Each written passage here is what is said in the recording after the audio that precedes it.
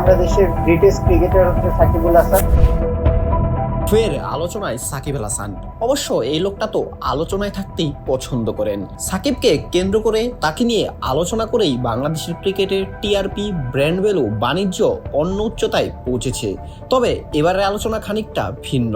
Global super লিগের GSL এর এক ম্যাচে অলরাউন্ডার পারফরমেন্স দেখিয়ে আবারও জাতীয় দলের সম্ভাবনা নিয়ে আলোচনা। তাকে আবারও জাতীয় দলে ফেরানোর গুঞ্জনও শোনা যাচ্ছে।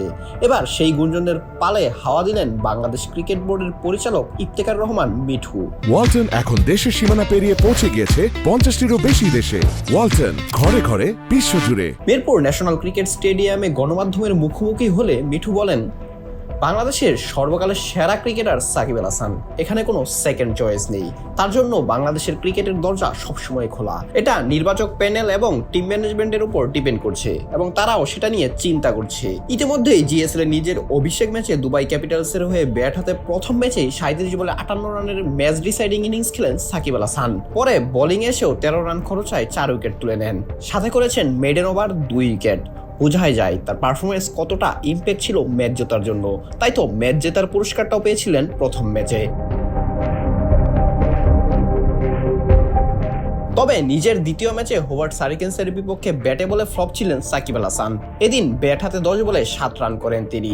আর বোলিংয়ে 4 ওভারে 34 রান দিয়েও কোনো উইকেট নিতে ব্যর্থ। তবু 38 বছর বয়সী এই সাকিব আল হাসানকে দলে ফেরানোর ব্যাপারে বেশ আত্মবিশ্বাসী বিসিবি পরিচালক।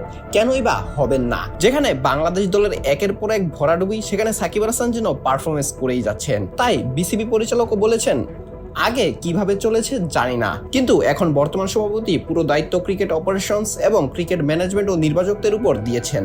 তাদের কাছেও সাকিব আল হাসানের বিষয়টি নজরে আছে, সেটা দেখা যাবে। তারা অবশ্যই এই ব্যাপারটি দেখবে। তাই আপাতত সাকিব আল হাসানের ফেরার সম্ভাবনাটা কোনোভাবেই ফেলে দেওয়া যাচ্ছে না। আর সাকিব আল হাসানদের জন্যই তো মানুষ গান লিখেন, এভাবেও ফিরে আসা যায়। তাহলে সাকিব কেন ফিরতে পারবেন না?